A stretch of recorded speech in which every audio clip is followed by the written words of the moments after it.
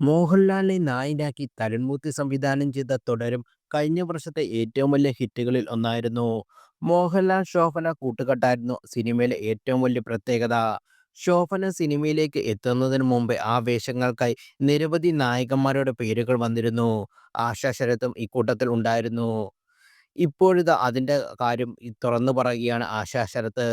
തുടരും എന്ന സിനിമയ്ക്ക് മുമ്പേ ഇത് ബെൻസ് ബാസു എന്ന സിനിമയായിരുന്നു. പിന്നീട് സ്ക്രിപ്റ്റ് മാറി മാറി വന്നതാണ്. അതിൻ്റെ സംവിധായകൻ വേറൊരാളാണ്. അന്ന് ആ സിനിമയിലെ ഹീറോ വേറൊരാളായിരുന്നു. ആ കാലത്ത് ഞാനായിരുന്നു ഹീറോയിൻ. അതിനുശേഷം അതൊക്കെ കഴിഞ്ഞ് ലാലേട്ടൻ വന്നു. ഈ ഡയറക്ടർ, പ്രൊഡ്യൂസർ ഒന്നുമായിരുന്നില്ല അപ്പോഴും. ഞാൻ അതാണ് ആ കഥ കേട്ടപ്പോൾ സംസാരിച്ചതും. ആദ്യം ഈ സ്ക്രിപ്റ്റ് വായിക്കുമ്പോൾ എന്നോട് സംസാരിച്ചത് സിദ്ദിഖ് ലാലിൻ്റെ ലാലുച്ചേട്ടനാണ്. ലാലുച്ചേട്ടനായിരുന്നു നായകൻ. ആ സ്ക്രിപ്റ്റും ഇപ്പോഴുള്ള സ്ക്രിപ്റ്റും തമ്മിൽ ഒരുപാട് വ്യത്യാസമുണ്ട്. ബേസിക് കഥ ഒന്നാണ്. പക്ഷേ സ്ക്രിപ്റ്റിൽ വ്യത്യാസമുണ്ട്. ഇത് വർഷങ്ങൾക്ക് മുമ്പേ ഉള്ള കാര്യമാണ്. ദൃശ്യം കഴിഞ്ഞ സമയത്തായിരുന്നു ഇത്.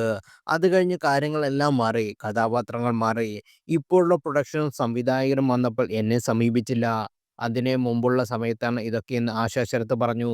അതേസമയം എബ്രഹാം ഓസർ എന്ന സിനിമയ്ക്ക് ശേഷം ജയറാം നായകനായി എത്തുന്ന ആശകൾ ആയിരം എന്ന ചിത്രത്തിലാണ് ആശാ ശരത്ത് എത്തുന്നത്. കാളിദാസ് ജയറാമൻ സിനിമയിൽ ഒരു പ്രധാന വേഷത്തിൽ എത്തുന്നുണ്ട്. ഒരു വടക്കൻ സെൽഫി, സത്യം പറഞ്ഞാൽ വിശ്വസിക്കുമോ എന്നീ സിനിമകൾക്ക് ശേഷം ജി പ്രജിത്താണ് സിനിമ സംവിധാനം ചെയ്യുന്നത്. ഒരു അച്ഛനും മകനും തമ്മിലുള്ള പ്രശ്നത്തിലൂടെയാണ് സിനിമയുടെ പ്രധാന ഇതിവൃത്തമെന്ന സൂചന.